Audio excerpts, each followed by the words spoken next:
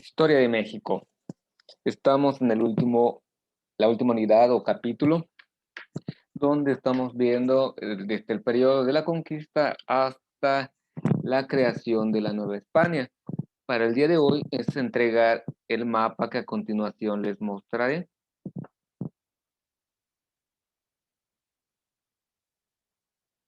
Ya lo hemos visto, nada más se las recuerdo y continuamos con el apartado del tema de hoy, que es la conquista, ya más en particular.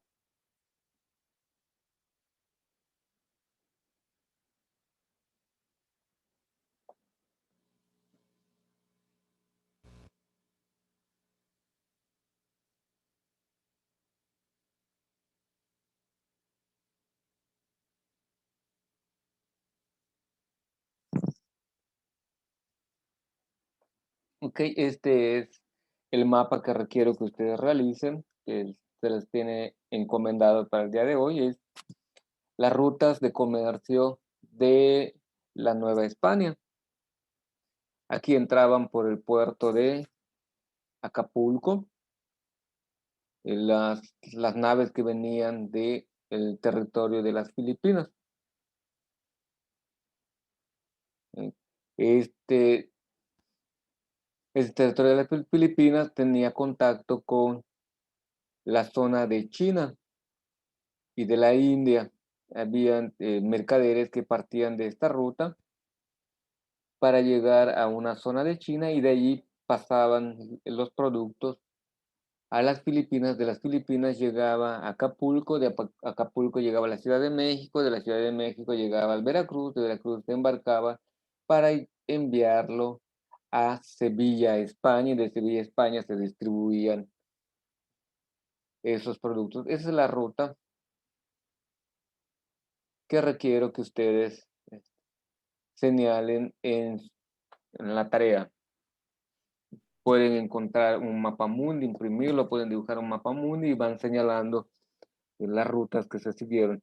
La otra ruta era del Río de la Plata, se iban a del Magallanes, de Magallanes llegaban hasta Lima, Perú. Aquí está Santiago, pero también se unía a la de Lima. De aquí venía a la zona de Cartagena de Indias para estar ya este es el Pacífico, este es el Atlántico, del Atlántico se iban al Caribe, del Caribe se iban a Cuba, de Cuba pasaban también a la Ciudad de México. Eran las diferentes rutas comerciales que se tenía para la cuestión de la Nueva España.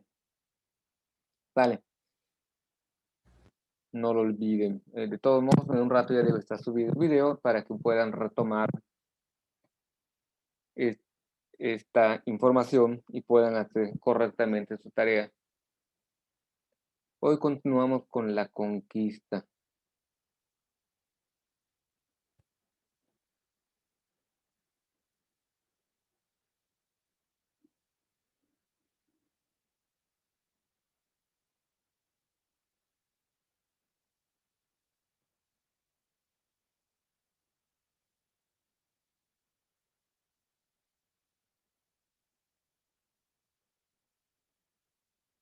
Muy bien.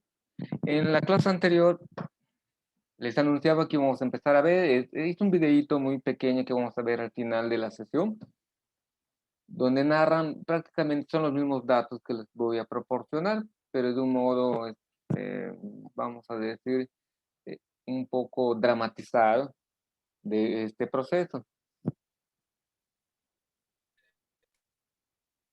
Habíamos visto la figura de Hernán Cortés como un sujeto que buscaba poder, un poder de que lo exaltara, una hacienda, un patrimonio, un legado que pudiera dejar. Y cuando llega al Nuevo Mundo, en la zona de Cuba, hace relación con el gobernador Diego de Velázquez y este le permite o le financia una expedición para que viniera a lo que hoy es el actual México. Entra por la zona de Cozumel, ahí se encuentra Jerónimo de Aguilar, en la zona de entre Tabasco y Campeche, tiene una batalla donde le entregan a la Malinche como casi botín de guerra. los indígenas o el cacicazgo de esta zona pierde contra él y le dan como ofrendas a un grupo de mujeres, entre ellas estaba la Malinche. En esa zona se enteran de que existe una gran ciudad que es muy rica y muy poderosa, o un grupo cultural o una civilización muy poderosa que tiene muchísima riqueza. Y él decide crear unas estrategias políticas y militares para poder conquistar ese territorio. El gobernador Diego de Velázquez le niega esa posibilidad. Cuando él se da cuenta que no iba a contar con el apoyo del gobernador, lo que hace es fundar una ciudad dentro del territorio mexicano. Esa ciudad iba a ser independiente a la Capitanía General de Cuba, a la isla de Cuba, y por lo tanto le iban a nombrar un gobernador específico de la cual Hernán Cortés iba a estar sujeto. Es decir, antes fue enviado por Diego de Velázquez. Cuando se da cuenta que Diego de Velázquez no lo iba a financiar, no lo iba a respaldar frente al rey, él decide crear un territorio de la corona española en territorio del actual México, hoy Veracruz, y le pone el nombre de la Veracruz, la Villa Rica de la Veracruz, creando una gobernación y creando esa capacidad de que ese gobernador lo nombrara a él como capitán general de esa gobernatura o de esa región. Y es así como él fundamenta o legaliza su papel de capitán conquistador en tierras mexicanas, porque ya se lo habían negado por el gobernador de Cuba.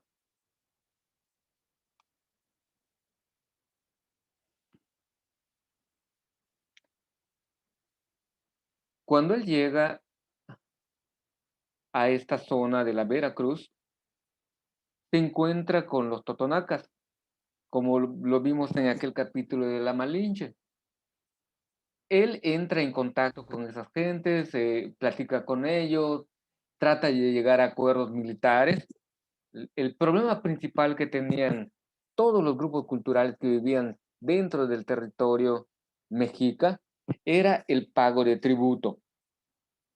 Vivían bajo las órdenes de el imperio mexica y sentían que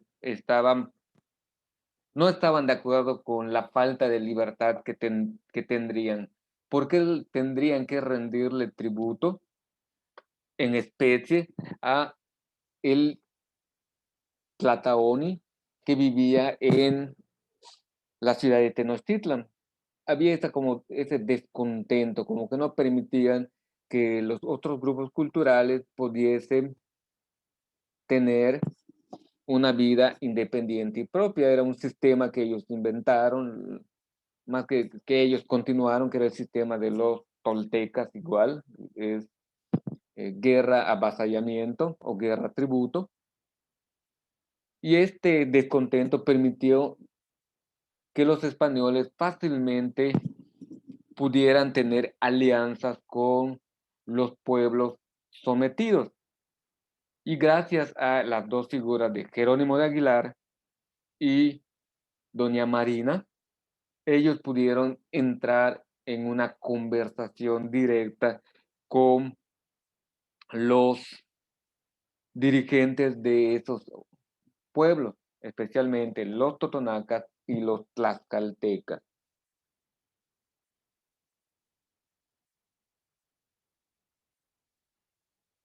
El 18 de noviembre, Cortés se encuentra con Moctezuma. Aquí, doña Marina le está presentando al Moctezuma, a Hernán Cortés. Están haciendo un diálogo. Ella sabía hablar varias lenguas indígenas, entre ellas el náhuatl, lo dominaba muy bien y podía interactuar bastante bien. Como era muy hábil para aprender idiomas, no tarda tanto en aprender el español. También llega a comunicarse en lengua castellana directamente con, no, con Hernán Cortés en su debido momento. Este encuentro es significativo porque a pesar de que durante el recorrido desde la Vía Rica de la Veracruz hasta pasar por la actual ciudad de Tlaxcala y llegar a Tenochtitlan, en varios momentos los aztecas o mexicas habían intentado emboscar y acabar con los españoles mucho antes de la llegada de estos personajes a la Ciudad de México. Pero por diferentes razones, este tipo, Hernán Cortés, era muy colmilludo. Sabía hacer estrategias, sabía posicionarse adecuadamente para no ser emboscado. Tenía una educación militar y una astucia para la guerra. Sabía cómo hacer que el otro le cubriera la espalda. Sabía hacer acuerdos, tenía esa habilidad. Y por lo tanto, eh, hay el caso de Cholula. En Cholula los habían intentado hacerle la masacre final antes de llegar a la Ciudad de México, a la actual Ciudad de México, y alguien les avisa que los iban a emboscar y ellos adelantan, haciendo una masacre en la ciudad de Cholula. Aproximadamente los datos que se han corroborado son 4,000 gentes o nobles de la ciudad de Cholula fueron masacrados por los españoles. Y Moctezuma, en vez de rechazarlos por haber acabado con la nobleza mexica de Cholula, los recibe como invitados especiales y entran dentro del Palacio Real de Moctezuma y allí están. Y dicen que sucede a la inversa, en vez de que los españoles se vuelvan presos políticos de los mexicas, en particular, Moctezuma se vuelve preso de Hernán Cortés y un vasallo del rey español. Es lo que dicen algunos documentos. Pero la parte mexica pues desaparecida, no sabemos cómo redactaron ellos. Lo que yo les platico es lo que redactaron en su carta los españoles, donde dicen que logran apresar a Moctezuma y lo vuelven un vasallo del rey.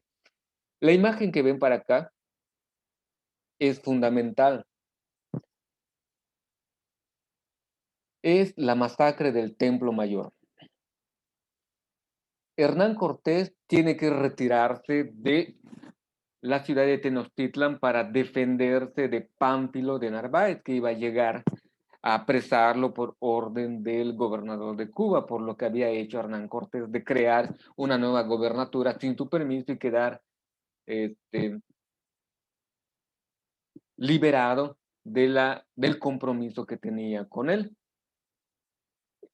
Con mucha astucia sale, alguien le va a avisar que habían llegado nuevos españoles, él se apresura para llegar a la gobernatura de la Villa Rica de la Veracruz y apresa, antes de que Pánfilo lo apresa a él, apresa a Pánfilo y además les cuenta cuál es su plan, les muestra las riquezas que llevaba con él a los soldados de Pánfilo y deciden unirse a la conquista de la ciudad de Tenochtitlan y estaba feliz porque había ganado. A Pánfilo de Narváez lo meten preso en la ciudad, o perdón, en la Villa Rica de la Veracruz. Pero cuando él va subiendo se entera de lo que había sucedido. Pedro de Alvarado, que era su hombre de confianza, había cometido el error estratégico que no era tan, digamos, no tenía la astucia que tenía Hernán Cortés. Se dan cuenta que los mexicas estaban haciendo un ritual de guerra, como que iban a empezar la guerra y ellos intervienen en ese ritual y terminan matando a los sacerdotes, a los nobles, a los militares, hacen una especie de emboscada. Los mexicas se enojan mucho por esta matanza del Templo Mayor y deciden expulsar a los españoles. ¿Qué es lo que sucede? Que el gobernador, perdón, que el Tlatoani Moctezuma sale a defender a los españoles y mientras calmaba a su pueblo le Las anécdotas son de que le dieron una pedrada en la cabeza y a los pocos días murió. La otra versión es que los mismos españoles lo matan por no serles útil. Lo que está documentado es que Hernán Cortés huye de la ciudad de Tenochtitlan y sucede lo que es conocido como la Noche Triste, el árbol de la Noche Triste. Allí se pone a llorar por las grandes pérdidas humanas de españoles que el ejército mexica le infunde a los españoles. Aquí sucede algo simpático. Los mexicas, en vez de perseguir y aniquilar al enemigo, los dejan ir. ¿Cuál fue la razón? ¿Qué piensan ustedes? Diego.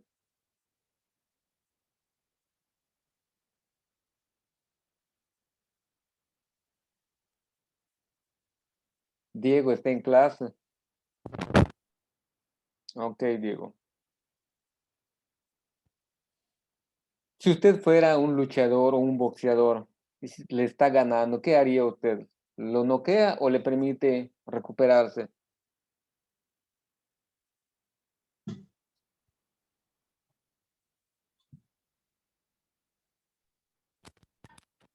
Maestro, yo tengo una idea. Ajá, Posiblemente sea que lo dejo libre para que, como que, entre comillas, siga como que produciendo y ya luego lo vuelva a saquear o algo así. mm, para dar espectáculo, no creo.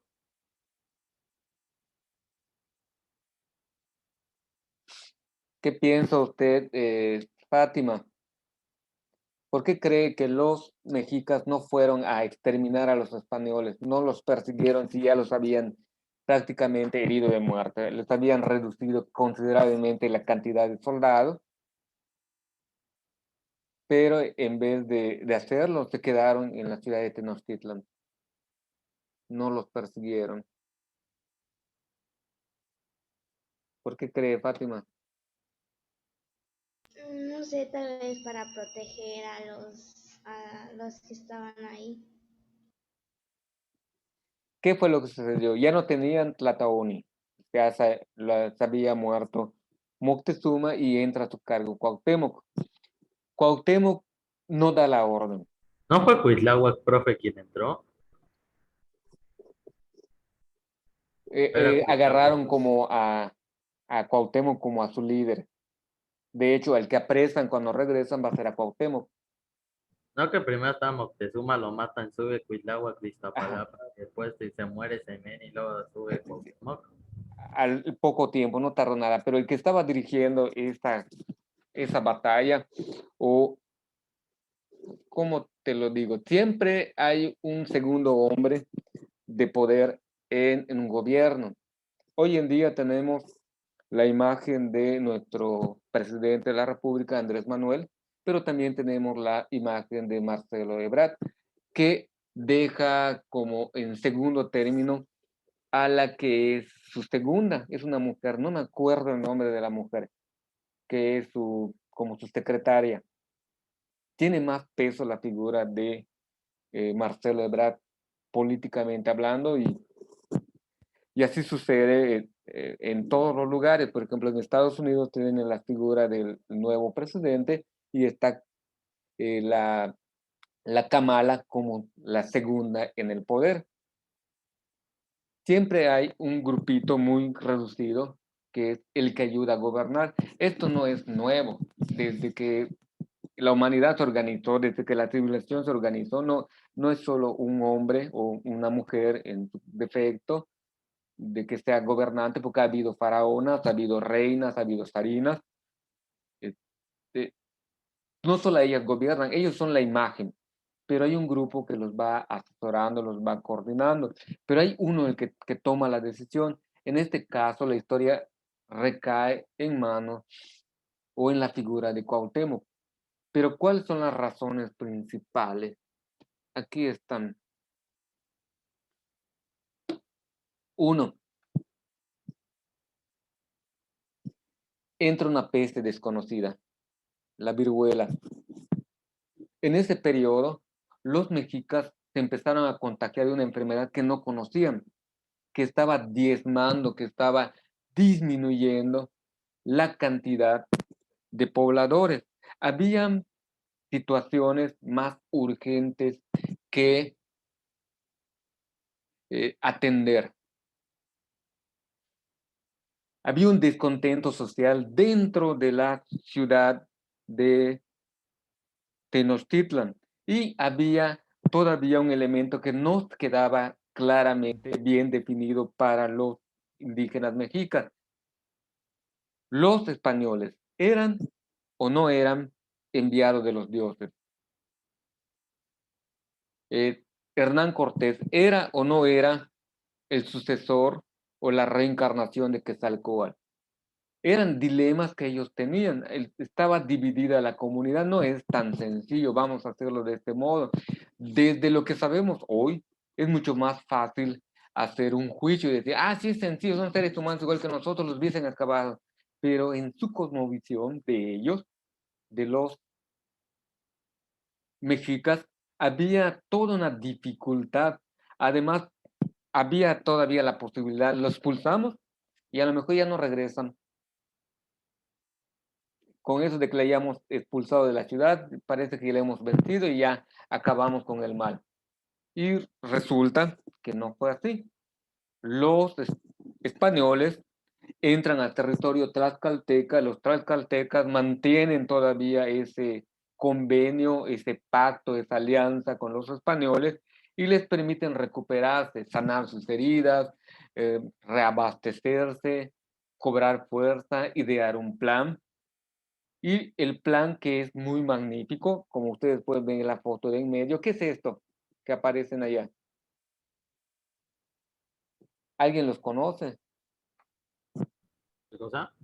Esto que está aquí enfrente, lo que estoy señalando, Ah, que Los hicieron un barcos, asalto anfibio a son Tenochtitlan. barquitos, tienen un Hicieron un nombre, asalto anfibio.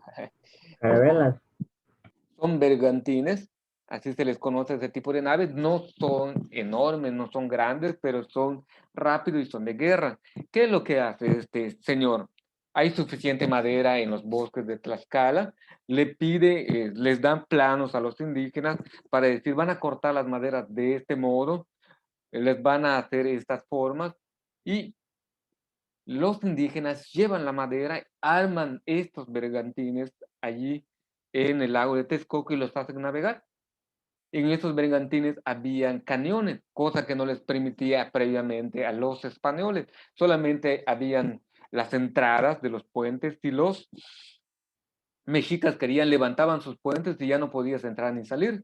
Pero ya con las naves, con sus barcos o sus bergantines, podían rodear la ciudad y podían bombardearla. Estuvieron asediando, estaban impidiendo que llegaran comestibles y agua potabilizada porque lastiman lo que es el acueducto que llevaba agua potable a la zona de la Ciudad de México, a la ciudad de Tenochtitlan, y durante 2 meses asedian, unido a la enfermedad que estaba acabando con la ciudad, el hambre, los caídos por medio de el bombardeo constante, cae preso Cuauhtémoc y es llevado a la ciudad de,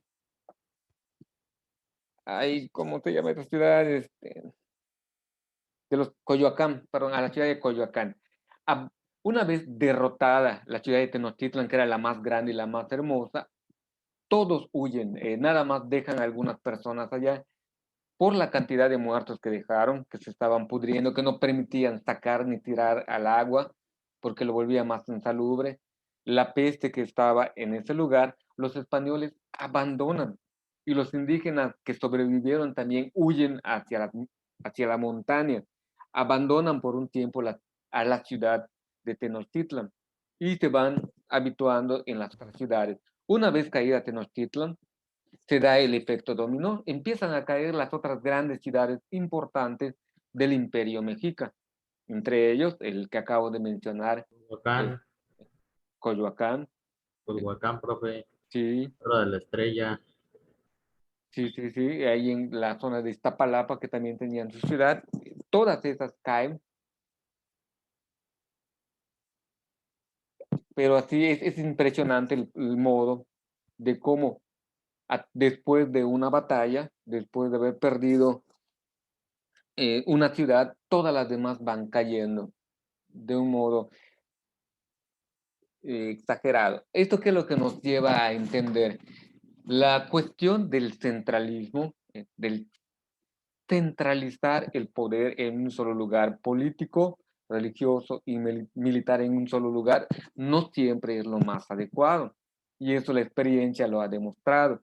Hoy los países poderosos, ¿qué es lo que hacen? Tienen puntos estratégicos.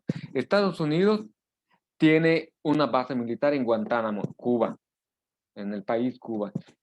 Tiene bases militares en zonas de Israel, en zonas de Afganistán, en zonas de Irak, en zonas de Egipto, lugares donde él ha ido, en la isla de Guam, que está en medio del Pacífico, tiene una base militar.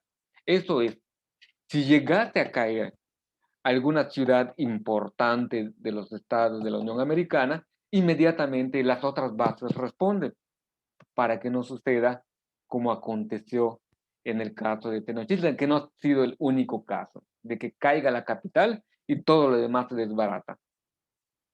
Cosa diferente sucede con la conquista de los grupos del norte. Los grupos del norte, los grupos culturales del norte, como eran nómadas, no tienen este proceso, los vencían en una batalla, pero tenían que volver a combatir con ellos en otro momento con otro grupo que llegaba también a la zona. Lo mismo les sucedió con los mayas, que ellos no hicieron este imperio por medio de una ciudad capital, como vimos en su debido momento. Los mayas tuvieron centros ceremoniales importantes en la zona de Chiapas, en la zona de Tabasco, en la zona de la península de Yucatán, y ninguno funcionó como la capital de la cultura maya. Cada uno funcionó como capital de su región. Monte Albán, de los zapotecas, disculpen. Se me olvidó el nombre, Bonampak, allá en Chiapas, Palenque, las zonas de Belice, las zonas de Guatemala, Tikal, las zonas de la península de Yucatán, tenemos a Calakmul en Campeche, Esna, en Yucatán tenemos a Chichén, Uxmal y Mayapán, que es de la Triple Alianza. En Quintana Roo tenemos a Cobá, Tulum, por decir o mencionar algunos. Cuando caían algunas de esas ciudades, o de algunos de esos grupos que llegaron a formar esas ciudades, había que seguir conquistando al resto. Con los mexicas no sucedió, fue mucho más rápida la conquista y había como más odio hacia los mexicas por los demás indígenas. Dicen que es una cantidad impresionante de indígenas que se unió al ejército español para vencer a los mexicas. Y eso fue una de las causas principales de la caída. ¿Alguna pregunta? No, maestro.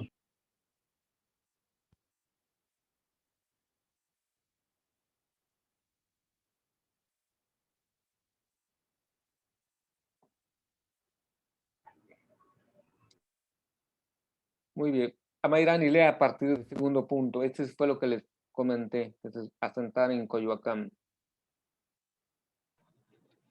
En 1522, desde Coyoacán, en nombre del rey de España, asume el gobierno de los territorios conquistados y reparte encomiendas entre sus soldados y capitanes, para que le ayuden a gobernar este nuevo territorio. En 1524, Cortés se dirige a la Yegueras, hoy Honduras, para conquistarla. Deja a otros el gobierno, pero existen riñas entre ellos. En 1528, la corona española decide crear un Real Audiencia para el gobierno de la Nueva España. Muy bien. Debido a estas dificultades de gobierno, es decir, los celos siempre existen. ¿Quién dio más su vida? ¿Quién era más cercano a Cortés? ¿Quién invirtió más recursos para la conquista? Habían descontentos de por qué a él le tocó un territorio con oro, por qué a él le tocaron tantos indígenas, por qué él está gobernando tantas encomiendas, por qué a él le cedieron tantos pueblos indígenas y a mí menos.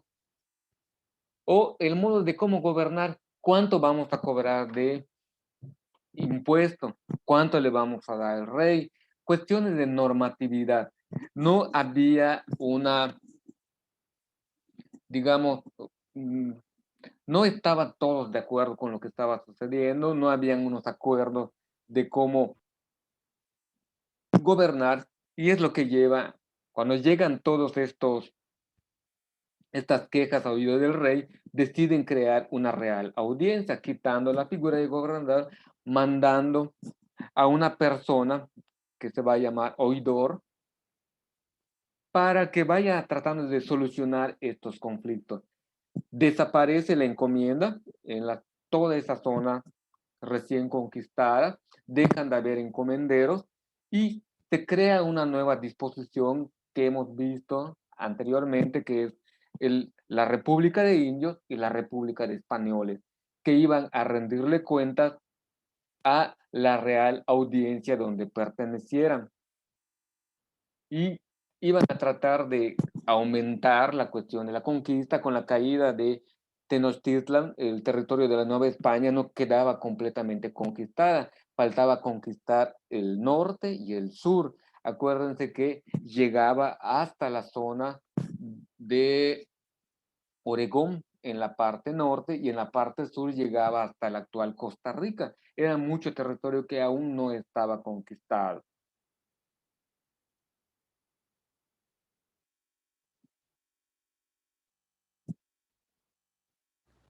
En 1535 la corona decide enviar al primer virrey de la historia, se llama Don Antonio de Mendoza. El virrey funda instituciones para tener el control de la Nueva España. Estas instituciones van a ser básicas porque van a ser los cimientos para la creación de esta nueva identidad de gobierno. Son las instituciones que hemos visto, las instituciones eclesiásticas, los cabildos y ayuntamientos, empiezan a funcionar y a los indígenas se les empieza a enseñar los nuevos usos y costumbres que iban a tener. Y es donde se empieza a dar ese mestizaje cultural que tenemos hoy. La finalidad de estas novedades era que con el afán de homogenizar el gobierno, homogenizar es hacer uno mismo o volver uno mismo una misma situación, una misma realidad. Ejemplo de ello es, todavía estamos en la visión de la homogenización en cuestiones educativas. Se nos pretende que se les enseñe lo mismo a todos los alumnos. Sabemos que los alumnos no lo pueden aprender todo del mismo modo, pero insiste el sistema de gobierno que continúe con esta metodología. Así como aprenden ustedes, no es como aprenden en Estados Unidos, ni como aprenden en Japón, ni como aprenden en India.